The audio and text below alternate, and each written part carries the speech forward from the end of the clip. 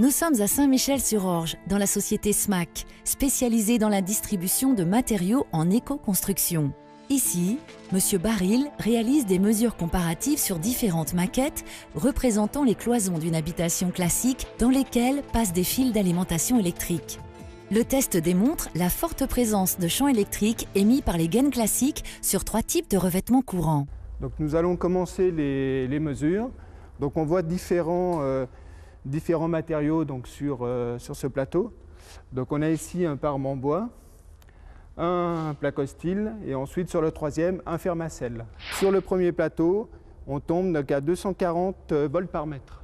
Sur le deuxième, donc on a une valeur qui est de 307 volts par mètre.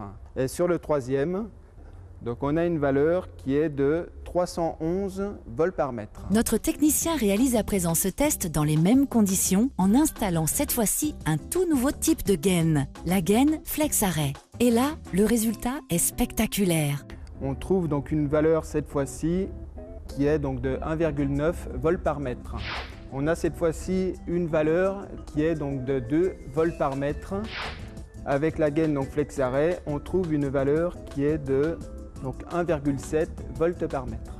En utilisant la gaine flex-arrêt, la valeur est quasiment nulle. Cette expérience nous prouve que la gaine flex-arrêt permet d'atténuer à plus de 99% donc l'émission de champs électriques par rapport à une gaine standard. Alors, comment cela est-il possible?